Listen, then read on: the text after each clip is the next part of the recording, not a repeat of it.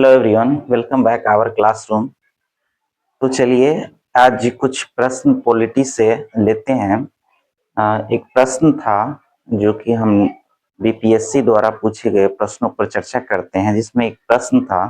तो उस प्रश्न को तो हम ले ही लेंगे, लेकिन इससे रिलेटेड पूरा का पूरा टॉपिक उठा लिए हैं और इस टॉपिक को हम लोग काफी बारीकी से समझेंगे। और ये सिर्फ एग्जाम के दृष्टिकोण से ही नहीं, बल्कि असल लाइफ में भी ये काफी महत्वपूर्ण भूमिका निभाते हैं, क्योंकि ये हमारा चैप्टर है मौलिक अधिकार, अपने अधिकारों को जानना। तो चलिए हम लोग शुरू करते हैं। सबसे पहले मौलिक अधिकार जो भारत का मैग्ना कार्टा कहा जाता है भारतवासियों के लिए, यह संविधान के भाग 3 में वर्णित हैं और अनुच्छेद देखा जाए तो 12 से लेकर 35 तक इसका चर्चा दिया गया है। इसमें मूल संविधान में मौलिक अधिकार की संख्या 7 था, लेकिन जब 44वें संविधान संशोधन किया गया तो इसे हटाकर अब मूल अधिकार सिर्फ 6 बचा है। और एक प्रश्न और बार बार पूछ लिया जाता है कि मूल संविधान मौलिक अधिकार जो है यह किस देश से लिया गया है, तो यूएसए से, यानी कि अमेरिका से लिया गया है। तो ये था बेसिक इंफॉर्मेशन। अब हम लोग चलते हैं जो एक एक अनुच्छेद 12 से लेकर 35 तक के एक एक अनुच्छेद पर हम लोग चर्चा करेंगे और उसको बारीकी से देखेंगे और समझेंगे। अपने अधिकारों को जानना, समझना और एग्जाम में भी आए तो इससे बड़ी बात क्या है। चलिए तो शुरुआत करते हैं। अनुच्छेद 12 में राज्य का परिभाषा दिया गया है, भारत के राज्य का, और 13 में मौलिक अधिकारों पर नियंत्रण की विधियां दिया गया है। इसमें विधियां दिया गया है कि कैसे कुछ अधिकार जो है होते हुए भी कहीं कहीं जरूरत पड़ जाता है उस अधिकार को नियंत्रण करने का। तो अगर अधिकार को नियंत्रित नहीं किया जा सकता है तो फिर ये कहीं कहीं पर देश की सुरक्षा के लिए खतरा हो जाता है। जैसे एक एग्जांपल ले ले कि इसमें 7 मौलिक अधिकार था और 7वां मौलिक अधिकार जो संपत्ति से रिलेटेड था। संपत्ति से रिलेटेड होने के वजह से अगर जमीन किसी कार्य के लिए लेना होता था तो वो तो मौलिक अधिकार में था, नहीं ले सकते थे। फलस्वरूप क्या किया, उसे चेंज कर दिया गया और विधि कानूनी अधिकार सिर्फ रह गया। तो ऐसे ही बहुत सारे अधिकार हैं जो आपातकाल के समय भी निरस्त कर दिया जाता है, अब बाकी नॉर्मल समय में यह लागू रहता है। तो चलिए चलते हैं। सबसे पहले 6 मौलिक अधिकार हैं। एक है समानता का अधिकार, एक है स्वतंत्रता का अधिकार, और तीसरा है शोषण के विरुद्ध अधिकार, चौथा है धार्मिक स्वतंत्रता का अधिकार, 5वां है संस्कृति एवं शिक्षा का अधिकार, उसके बाद संवैधानिक उपचार का अधिकार। ये 6 अधिकार मौलिक अधिकार हैं और एक एक को जानते हैं। सबसे पहले समानता का अधिकार। समानता का अधिकार से ही ये निकल के आता है कि भारत में जितने भी लोग हैं सभी एक समान है, और अनुच्छेद 14 से 18 तक है। चलिए चर्चा करते हैं। अनुच्छेद 14 कहते हैं कानून के समक्ष समानता। जो भी लोग हो, चाहे गरीब, अमीर या फिर किसी भी कास्ट के लोग हो, धर्म के लोग हो, सभी कानून के समय एक समान है, चाहे वो प्रधानमंत्री हो या एक आम जनता। इसलिए तो यहाँ पर कहा जाता है कि कानून के समक्ष सभी समान है। इसका प्रतीक एक एग्जाम्पल है कि न्याय की देवी तराजू लिए खड़े रहते, एक हाथ में तलवार और एक हाथ में तराजू, और आंखों पर पट्टी बांधा रहता है। सिर्फ यही कि हमारे सामने तुम कौन हो, प्रधानमंत्री हो या आम जनता हो, अगर तुमने गलती किया है तो उसकी सजा जरूर मिलेगी। तो यही कहते हैं कानून के समक्ष समानता 14। चलिए अनुच्छेद 15 में अनुच्छेद 15 में कहता है कि जाति, धर्म, लिंग, जन्म स्थान आदि के आधार पर भेदभाव नहीं होगा। यहाँ नहीं दिख रहा होगा, रिफ्लेक्शन होगा लाइट का, लेकिन बता देते हैं। जाति, धर्म, लिंग, जन्म स्थान, इनके आधार पर कहीं भी भेदभाव नहीं होगा। अब चाहे वो जाति हो, देख रहे हैं कि पहले भी लोग जाति के नाम पर, धर्म के नाम पर, और अभी भी कहीं न कहीं चलता आ रहा है, लेकिन ये हमारा मौलिक अधिकार है, इसके तहत इसका संरक्षण होता है। यहाँ पर देखते हैं लिंग मतलब स्त्री या पुरुष, महिला को हमेशा कमजोर समझा जाता, अभी भी कई क्षेत्रों में, कई परिवारों में महिला को कमजोर समझा जाता है, लेकिन यहाँ पर क्या कहता है, महिला भी समान है। पहले महिला को बाहर के काम नहीं करने दिया जाता था, घर के ही काम करने दिया जाता था, लेकिन ये जो अधिकार पाई महिलाओं ने, तो अपना अधिकार को समझा जाना और ये अपना हक लिए। जन्म स्थान के जन्म स्थान जैसे मान लेते हैं कि कुछ समय पहले चर्चा हुआ और वास्तविक में हुआ भी, महाराष्ट्र में, गुजरात में जितने भी हिंदी भाषी थे, यूपी बिहार के लोग, सबको मार मार के भगाया गया, सिर्फ यही कि हमारे क्षेत्र में क्यों काम करने के लिए आए हुए, मेरा है क्षेत्र, ये इसमें हम ही रहेंगे। तो जन्म स्थान पर भेदभाव कर रहा है, लेकिन बाद में इस पर हस्तक्षेप किया गया क्योंकि ये हमारा मौलिक अधिकार है। अच्छा, जाति के नाम पर अभी भी बहुत सारे होता है भेदभाव कि उच्च जाति, निम्न जाति, तो इसका भी क्या करता है, अंत करता है कि नहीं, आप सब समान हैं। तो हम क्या पकड़ लेंगे, 15। जब भी हमें कोई इस प्रकार से कोई डराए धमकाए, ऊंची नीची, यहाँ वहां इस स्थान पर, तो हमारे पास क्या है, समानता का अधिकार, अनुच्छेद 15, और कहेंगे हमारे पास 15 है, हम इससे देख लेंगे। चलिए आगे बढ़ते हैं। अनुच्छेद 16, लोक नियोजन के अवसरों में सभी को समानता, यानी कि सरकारी नौकरी में ऐसा समझिए, सरकारी नौकरी में सबको एक समान, चाहे वो अमीर हो, गरीब हो, किसी कास्ट के हो, किसी धर्म का हो, महिला हो कि पुरुष हो कि दिव्यांग हो, सबका। अच्छा, यहाँ पर कुछ अपवाद निकल के आते हैं। अपवाद में क्या होता है कि जैसे अभी SC ST, दिव्यांग, OBC, इस सबको आरक्षण दिया गया है।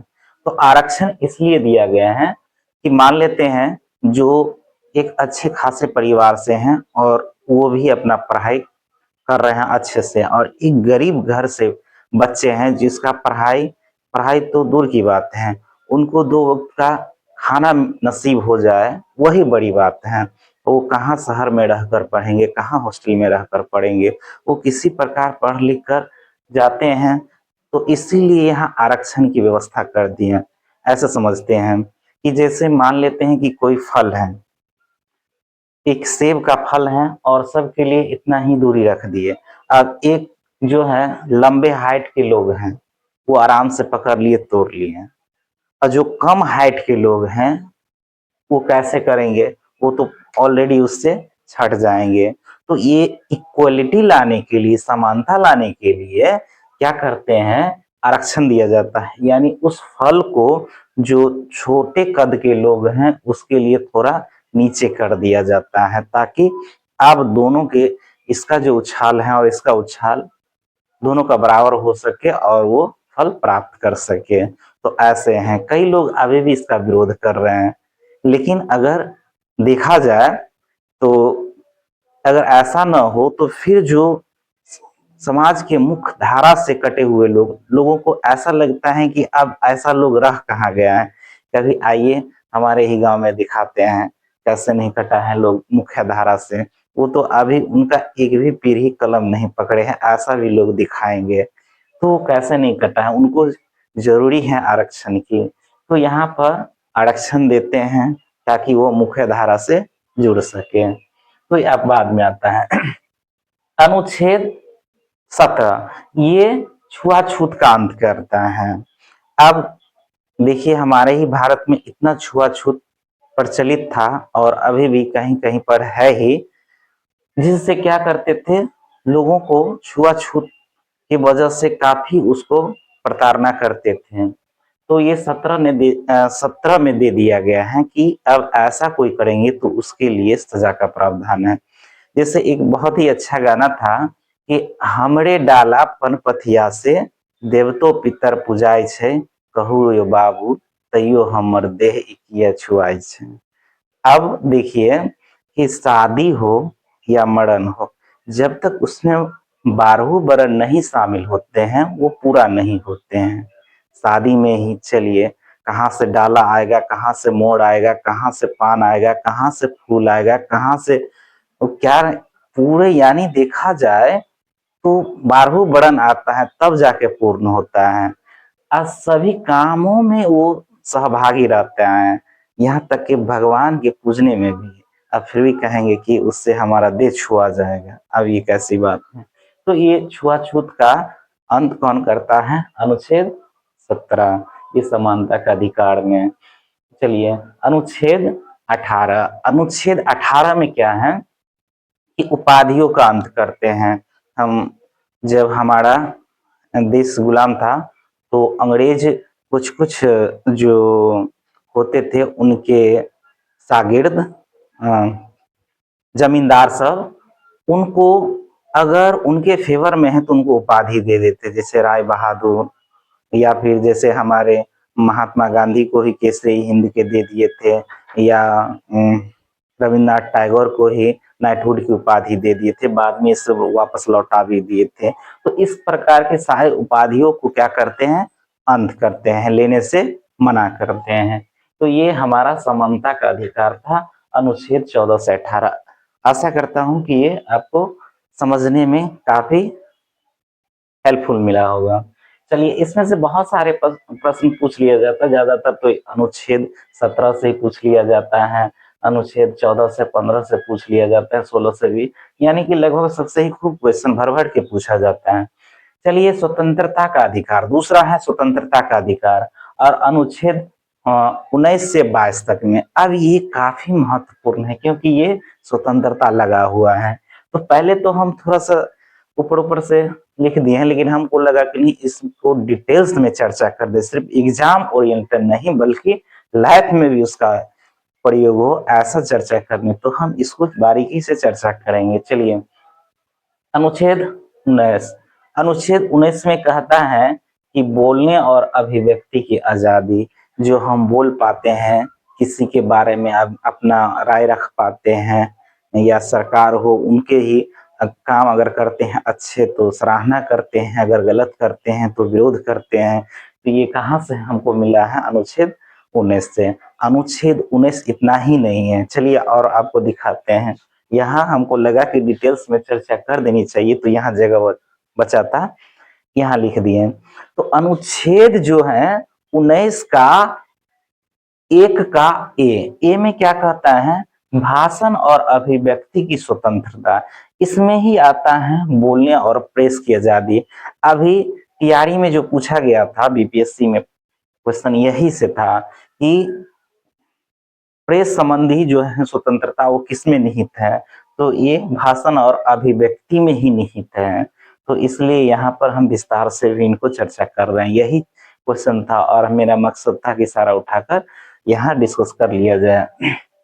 देखिए 19 का एक का बी में शांतिपूर्ण सम्मेलन। अब सम्मेलन कर सकते हैं किसी बारे में हो, किसी के बारे में, जैसे सरकार से ही कुछ मांग करना है तो हम लोग संगठित होते हैं, एक जगह जमा होते हैं, चर्चा करते हैं, लेकिन शांतिपूर्ण होना चाहिए, न कि एकदम आक्रामक। उसमें हथियार नहीं होना चाहिए या कुछ ऐसे उदंड प्रकार का नहीं होना चाहिए। शांतिपूर्ण सम्मेलन कर सकते हैं, ये हमारा अधिकार है। चलिए 19 का सी में, एक का सी में संघ बनाने की स्वतंत्रता। अगर किसी चीज को अकेले नहीं कर पाते हैं तो हम क्या करते हैं? संघ बनाते हैं, ताकि ये एक अकेला कुछ नहीं हो सकता है, लेकिन जैसे ही ये हाथ है और ये पांचों उंगली एक जगह होता है तो मुट्ठी बनता है, तो ये बहुत काम करते हैं। ऐसे ही क्या होगा कि 100, 200, 500, 1000, 2000 लोग अगर संघ बना के किसी चीज को, किसी कार्य को करते हैं, ये सरकार से ही मांग करते हैं, तो वो हमारी बातों को सुनता है। तो ये संघ बनाने की स्वतंत्रता भी दिया गया है। डी है संचरण की स्वतंत्रता। अब पूरे भारत में हम कहीं भी घूम सकते हैं, ये स्वतंत्रता दिया गया है 19 के डी में ही, 19 में ही ये निहित है, इसलिए हम बारीकी से चर्चा कर रहे हैं। तो 19 में ही निहित है कि संचरण की, भारत में कहीं भी हम घूम सकते हैं, फिर सकते हैं, इस पर कोई पाबंदी नहीं है। चलिए ई को देखते हैं। 19 का ही एक पहला का ई है निवास का अधिकार। हम भारत में कहीं भी निवास करें, भारत के कोने कोने, पहले अपवाद था जम्मू कश्मीर, लेकिन वो भी अब नॉर्मल है, वहां भी हम लोग जमीन खरीद कर घर बनाकर रह सकते हैं। तो पूरे भारत में निवास कहीं भी कर सकते हैं।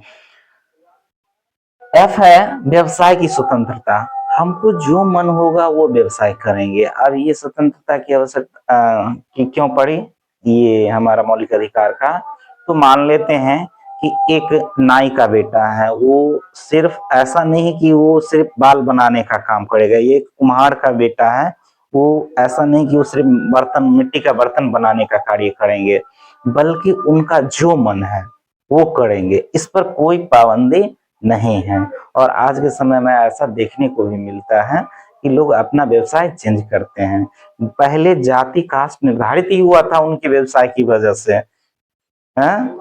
तो ये सारे हमारा जो अनुच्छेद है 19 में दिया गया है, इसको बारीकी से समझ लिए। ज्यादातर यही पूछा जाता है प्रेस की स्वतंत्रता, लेकिन फिर भी ये हमने डिस्कस करा। ये तो बता ही दिए थे। संपत्ति का अधिकार 44वें संविधान संशोधन द्वारा 1978 में हटा दिया गया और अनुच्छेद 301 के तहत कानूनी अधिकार है। अब आते हैं अनुच्छेद 20 पर। 20 में क्या है, अपराधों के दोष सिद्ध के लिए संबंध में संरक्षण देता है। अब सिर्फ इतना से काम चलने वाला था नहीं, इसको हम विस्तार से बताएंगे और कैसे जो अपराध को दोष सिद्ध करने के संबंध में संरक्षण देते हैं, इसको हम लोग देखेंगे। फिर 19 का प्राण एवं दैहिक स्वतंत्रता है, इसको भी विस्तार से देखेंगे। और इसमें जो दिया गया है 21 में मुक्त एवं अनिवार्य शिक्षा, इसको जो जोड़ा गया था 86वें संविधान संशोधन 2002 में जोड़ा गया था कि सभी बच्चा पढ़े 6 से 14 वर्ष के, मुक्त एवं अनिवार्य शिक्षा।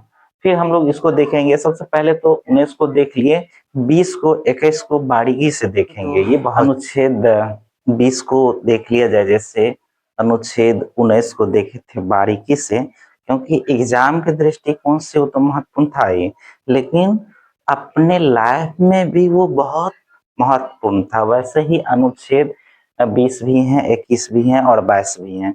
तो इसको समझते हैं, काफी बारीकियों से समझते हैं। देखिए अनुच्छेद 20 में क्या कहते हैं, अपराधों के लिए दोष सिद्ध के संबंध में संरक्षण। अगर मान लेते हैं, सबसे माइंड में ये आता है कि कहीं हमसे अपराध हो जाए जाने अनजाने में, ऐसा लोग चाहते नहीं। जो अच्छे लोग हैं, खैर बुरे लोग की तो बातें अलग हैं, लेकिन जो अच्छे लोग हैं तो वो चाहते हैं कि हमसे ऐसा हो ना। अगर हो जाए तो जो हमें दिया गया है अपराधों के लिए दोष सिद्ध के संबंध में संरक्षण, तो कैसा संरक्षण है, तो इसको हम लोग समझते हैं। इसलिए इसको काफी बारीकी से हम इसको लिखे हैं और समझाते हैं। देखिए अनुच्छेद के 20 के ए में क्या कहा गया है कि अपराध सिद्ध होने तक अपराधी नहीं माना जाएगा, जब तक यह सिद्ध न हो जाए।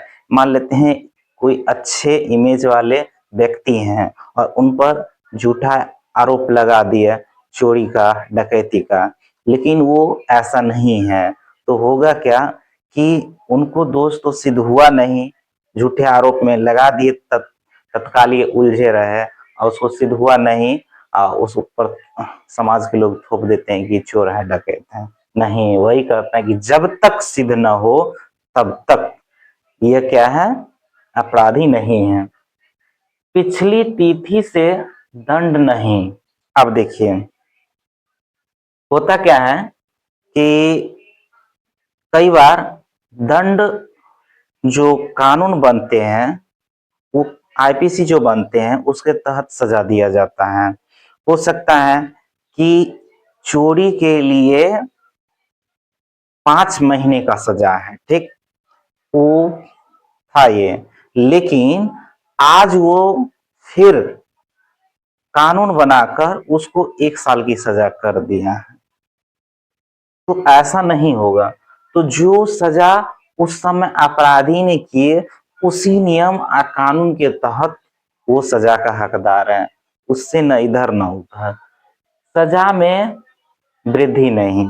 वो पहले तो समझा दिए कि जो उस समय घटना किए, मान लेते हैं कि उस समय घटना किए, अपने भारत में तो 10-10 साल लग जाता है उसे सिद्ध होने में। अगर वो 10 साल लग गया तो उस समय जो घटना किए थे उस समय के अनुसार होगा, न कि इधर के। सजा में वृद्धि नहीं।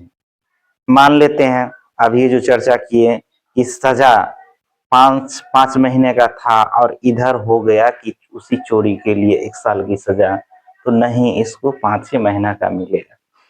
20 के दूसरे में कहते हैं दोहरे दंड से मुक्ति रखा जाए। अब होता क्या है, एक ही सजा के लिए एक ही बार उसको दंडित किया जा सकता है, दोबारा नहीं।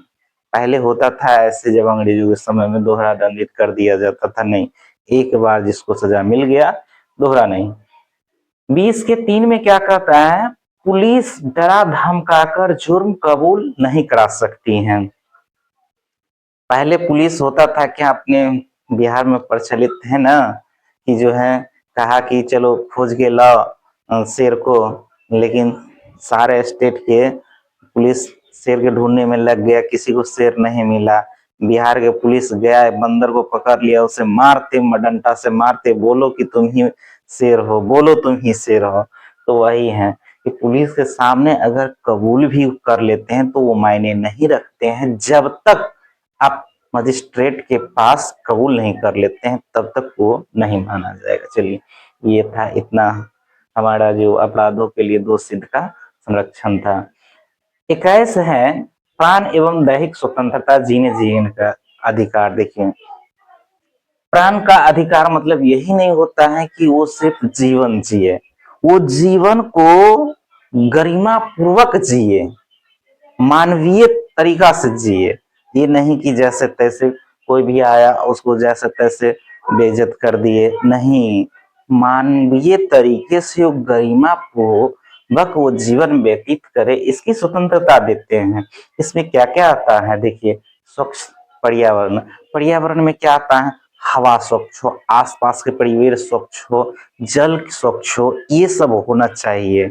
अब मान लेते हैं किसी का घर है झोपड़ी का, वहां बार बार जाकर कचरा फेंक दे रहे हैं, बार बार जाकर वहां पर उसको दूषित जल का उपयोग किया जा रहा है, नहीं, वहां पर उसको भी ये स्वतंत्रता है कि स्वच्छता में रहे और उनका क्या हो कि यही तो मानवीय जीवन जीने की गरिमा है। आजीविका, लोग को क्या चाहिए, अगर कुछ नहीं है तो उनको आजीविका जीने के लिए कुछ न कुछ चाहिए। तो इसीलिए ना सरकार की तरफ से भी मनरेगा का प्रावधान किया गया था। तो कुछ न कुछ करते हैं सरकार भी, अगर नहीं है तो। स्वास्थ्य, स्वास्थ्य का अधिकार, आप बीमार हैं उसको इलाज कराने का अधिकार है, इसलिए सरकार भी इलाज करवाते हैं, भले ही आप उसका हाल क्या हो, बदहाल हो, लेकिन वो करवाते हैं। तो ये है, क्योंकि इसका मौलिक अधिकार है, वो छीन नहीं सकते हैं। आश्रय का अधिकार, लोग घर बना के रह सकते हैं। मान लेते हैं कि जिनके पास जमीन नहीं है वो क्या करेंगे, तो यही ने प्रावधान किया है कि जिसको जमीन नहीं है सरकार जमीन देकर घर बनाएंगे, उनको आवास मुहैया करवाएंगे। अगर जमीन है घर नहीं है तो आवास का प्रावधान किया गया है। ये सारे चीज क्या करते हैं, इसमें आते हैं मानवीय गरिमा के साथ जीने में। दैहिक स्वतंत्रता, दैहिक स्वतंत्रता में क्या होता है कि विदेश यात्रा कर सकते हैं जब तक कोई ठोस कारण न हो, उसका वीजा पासपोर्ट जो होता है उस पर रोक नहीं लगाया जा सकता है। निजता का अधिकार। अब आगे ना, निजता का अधिकार अनुच्छेद 21 में लोगों को निजता का भी अधिकार दिया गया है। अकेले कारावास के विरुद्ध अधिकार। अकेले कारावास क्या होता था? काल कोठरी, काल कोठरी में डाल दिया जाता था। तो अब जब तक ठोस कारण न हो तब तक नहीं डाल सकते हैं। शिक्षा का अधिकार तो जान लिए थे, अनुच्छेद 21 के ए में दिया गया था, जो मुफ्त एवं अनिवार्य शिक्षा। तो ये था। कुछ अन्य भी हैं जो अनुच्छेद 21 में दिया गया है, जैसे त्वरित सुनवाई का अधिकार, मतलब जो केस चल रहा है उसको जल्दी सुना जाए, ये भी अधिकार है। जब ये मांग करते हैं तो होता है सुनवाई। कानूनी सहायता का अधिकार, अगर जिनके पास मान लेते हैं कि पैसे नहीं है वकील को देने के लिए, तो उनको कैसे मिलेगा? तो सरकार इसके लिए प्रावधान किया है, उसके लिए सरकारी वकील देंगे। हाँ, ऐसा है। या फिर मान लेते हैं कि कोई ऐसा कैदी है जिसका केस लेने से कोई वकील नहीं मान रहा है, तो सरकार से ये गुहार लगाएं कि हमको वकील दे, तो वो कैदी को सरकार वकील देंगे, क्योंकि ये भी अधिकार है अनुच्छेद 21 में। सोने का अधिकार, अब आदमी को सोने, शांति से सोने का भी अधिकार है। देखते होंगे किसी सोसाइटी में सो रहे हैं कुछ बदमाश, अपना डीजे गाना बजाकर पार्टी कर रहे हैं, नहीं, इसकी सख्त मनाही है, क्योंकि आदमी के शांति से सोने का भी उसका अधिकार है। इसलिए देखते होंगे कई फिल्मों में भी। सूचना का अधिकार, अब सूचना का अधिकार तो आप देखते हैं कहीं भी कुछ भी सूचना मांगिए आपको मिलेगा अनुच्छेद 21 के तहत। तो अनुच्छेद 20 और 21 और 19 काफी बारीकी से समझे, क्योंकि ये स्वतंत्रता का अधिकार है।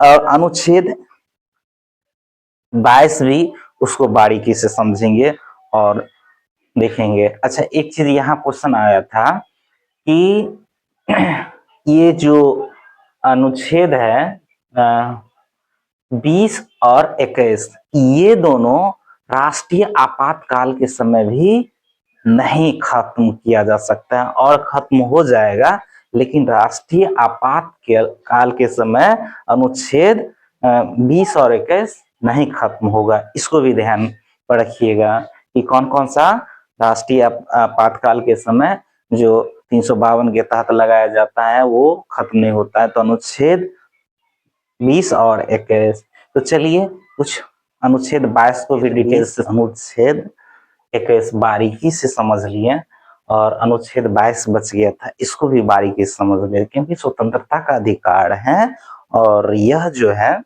हमको जानना काफी जरूरी था अपने लाइफ के लिए भी। तो अनुच्छेद 22 कुछ दशा में गिरफ्तारी से संरक्षण। अब कुछ दशा में गिरफ्तारी से जो संरक्षण देते हैं, इसमें क्या क्या प्रावधान है, क्योंकि हम लोगों को जानना जरूरी है।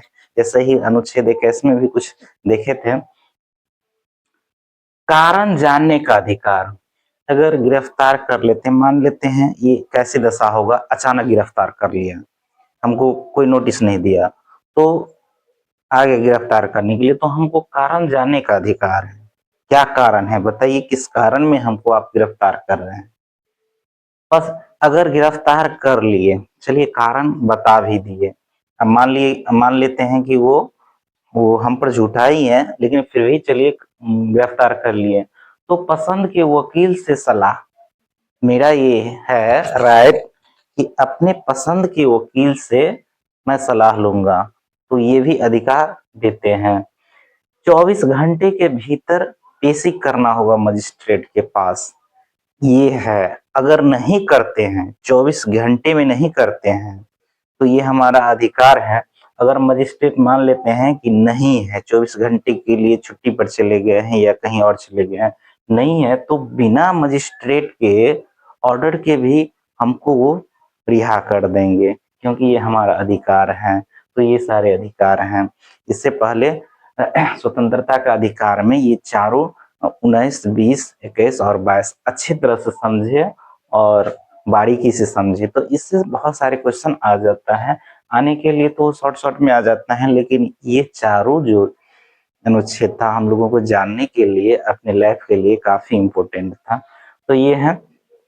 चलिए अब आगे चलते हैं, बढ़ते हैं। शोषण के विरुद्ध अधिकार जो अनुच्छेद 23 और 24 में है।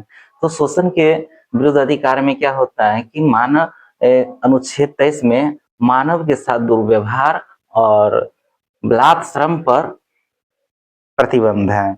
अब मानव के साथ दुर्व्यवहार नहीं कर सकते हैं।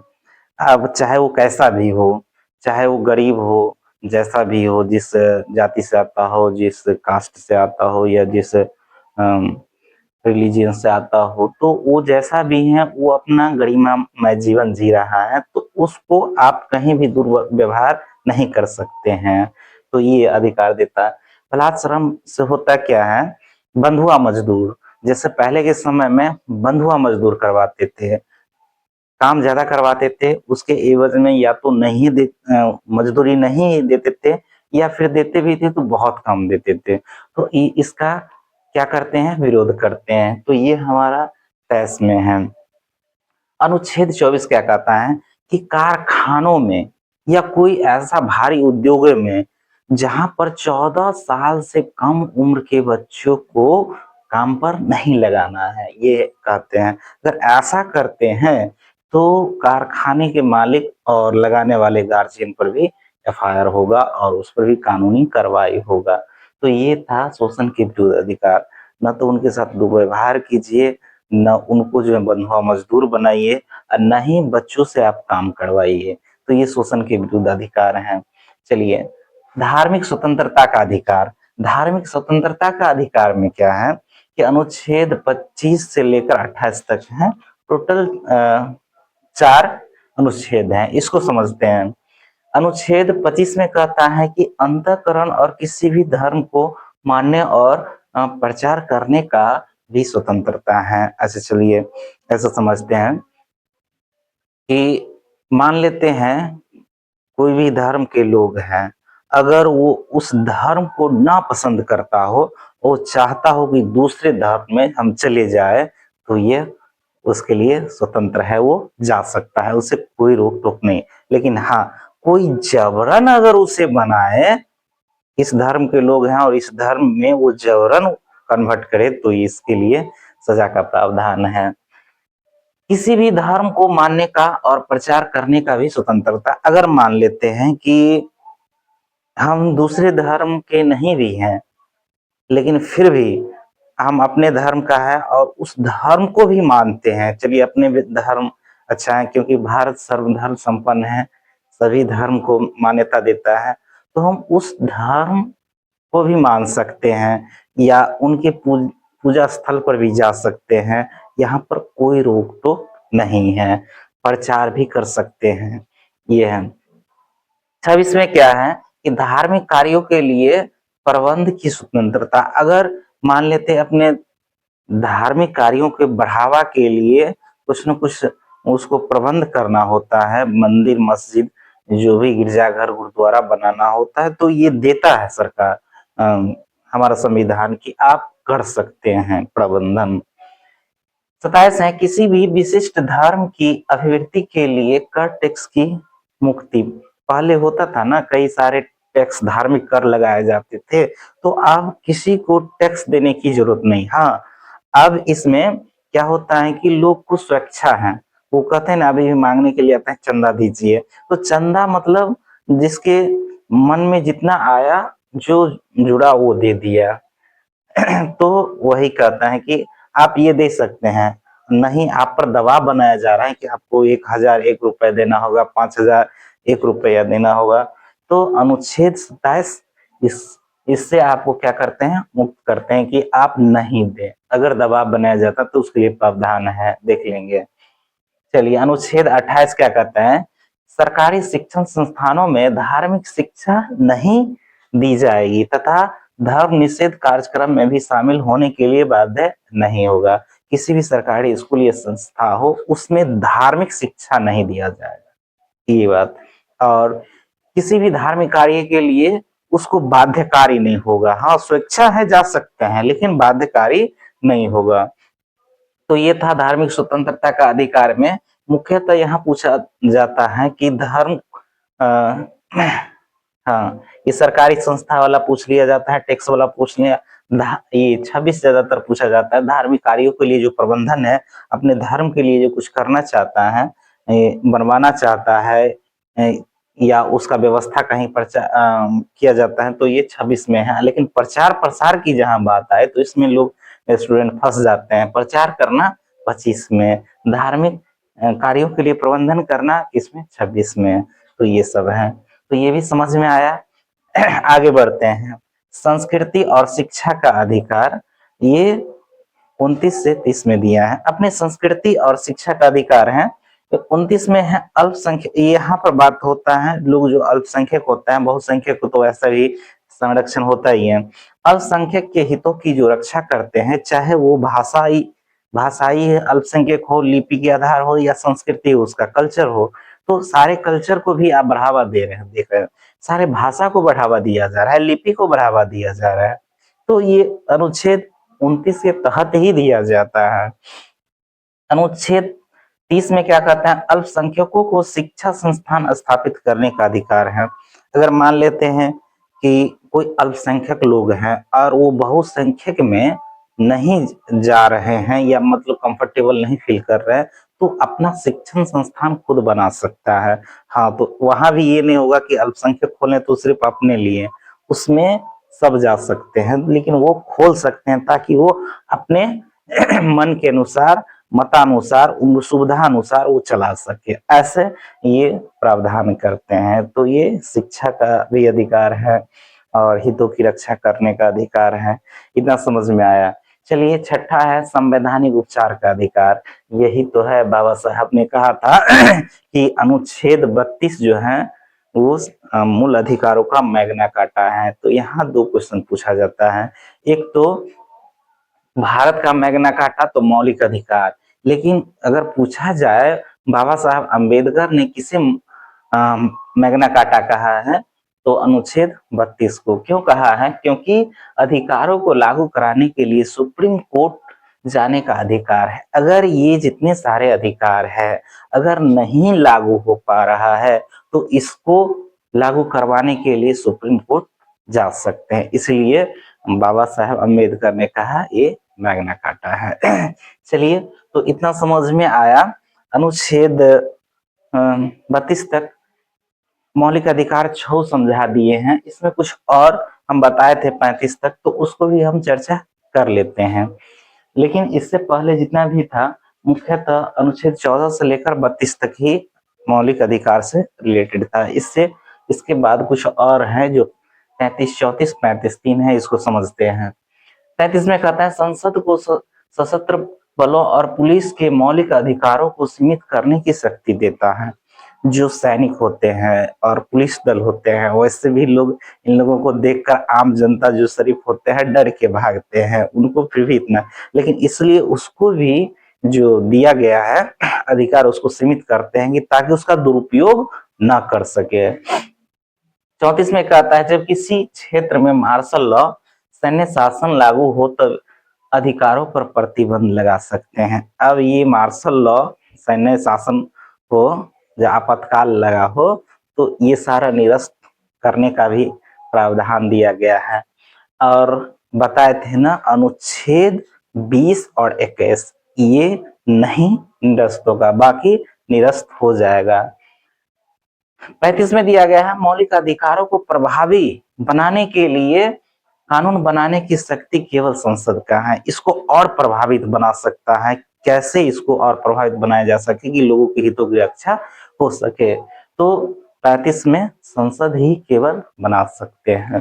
तो ये रहा मेरा 12 से लेकर 35 तक के अनुच्छेद। एक एक अनुच्छेद को बारीकी से हमने समझाया और आप लोगों को समझा भी दिए, और इससे बाहर कहीं क्वेश्चन आने वाला नहीं। कुछ क्वेश्चन आते हैं जो हम नोट डाउन करके भी लिए हैं, जैसे अभी बता भी दिए, राष्ट्रीय आपातकाल के समय अनुच्छेद 20 और 21 निलंबित नहीं होता है। एक क्वेश्चन ऐसे पूछ दिया था कि अनुच्छेद 19 कब यह निलंबित हो जाता है, तो जब युद्ध हो या बाह्य आक्रमण हो तब ये निलंबित हो जाता है।